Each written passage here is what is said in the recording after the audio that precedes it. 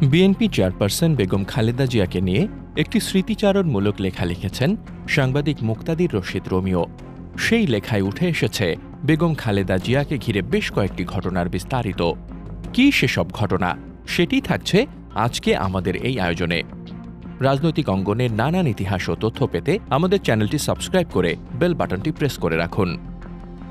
তিনি লিখেন, সাবেক প্রধানমন্ত্রী খালেদা জিয়ার সাথে কয়েকবার কথা বলার সুযোগ হয়েছিল, প্রতিবারই তার বিচার চলাকালে। একবার তিনি ভীষণ অসুস্থ, ওনাকে রাখা হয় সলিটারি কনফাইনমেন্টে। জেল কোড অনুযায়ী সাথে ফাতেমা, জাসদ নেতা তাহের হত্যার প্রতিশোধ নিতে পুরান ঢাকার পরিত্যক্ত জেলখানায় বসানো হয়েছে কোর্ট। উনি হুইল চেয়ারে, সাংবাদিকদের ওপর কড়াকড়ি। ভদ্রমহিলার 2 হাত এবং 2 পা অসাড় হয়েছে, হাত পা কাপড়ে ঢেকে আদালতে হাজির। সরকার তার আনুষ্ঠানিকতা অব্যাহত রেখেছে। কেমন আছেন? ভদ্রমহিলা আমাদের দিকে তাকালেন। তাকে খুব অসহায় দেখাচ্ছিল। বললেন, আমি ভালো নেই। বাঁ হাত দেখিয়ে বললেন, আমি হাত নাড়াতে পারি না। তারপর হাতের ওপর রাখা সাদা কাপড়টা সরিয়ে চেষ্টা করলেন হাত ওঠাতে, পারলেন না। সরকারের কয়েকজন লোক সরিয়ে নিলেন, আমাদেরকেও কথা বলতে দিলেন না। তাকে যেখানে রেখেছিল সেটা দূর থেকে দেখার সুযোগ হয়েছিল আমার। তার মানসিক শক্তি আর দৃঢ়চেতা মনোভাব আমাকে বাংলাদেশের গণতান্ত্রিক আকাঙ্ক্ষাকে শক্তিশালী করতে সাহায্য করেছে। মনে মনে ভাবতাম, অক্সফোর্ডে লেখাপড়া থাকলে গণতন্ত্রবাদী নেত্রী হিসেবে কোনো পদকে ভূষিত হতেন। তখন আমার ইচ্ছে হয়েছিল তাকে নিয়ে বায়োপিক বানাবো। তার জন্য তার ইয়াং এজের কাস্টিং ঠিক করলাম ভবিষ্যতের জন্য। উনি যখন গুলশান অফিসে অবরুদ্ধ, আমি তখন আল জাজিরার প্রডিউসার হিসেবে কাজ করি। আমি আর মাহের গুলশান চেয়ারপারসনের অফিসের সামনে। মাহের মানে মাহের সাত্তার। আমি ক্যামেরায় আর মাহের পিটিসি দিচ্ছে।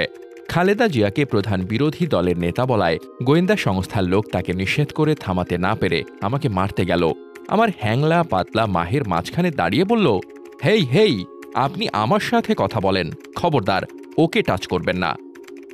4 বছর কাজ করেছি মাহেরের সাথে, কিন্তু সেদিনের মতো কখনো তাকে রাখতে দেখিনি।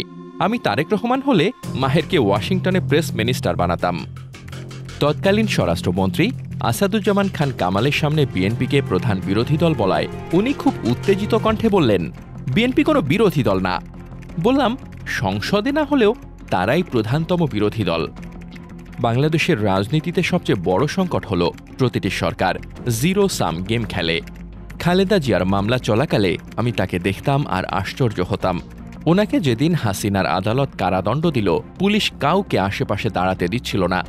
দেখলাম গাড়ির একটু দূরে দাঁড়িয়ে কাঁদছেন চেয়ারপারসনের প্রেস টিমের সদস্য দিদার ভাই। সেদিনও খালেদা জিয়ার কাছে গেলাম। দায়িত্ব পালন করা কর্মকর্তা কাউকে যেতে না দিলেও আমাকে থামালেন না। ভদ্রমহিলা গম্ভীর হয়ে বসে আছেন, মুখটা গোলাপি। পাশে তার সহকারী ফাতেমা। এবার তাকে কি জিজ্ঞেস করব? আদালতের রায় নিয়ে প্রতিক্রিয়া?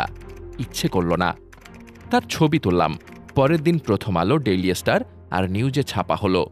তখনও কেউ জানে এটা কার ছবি।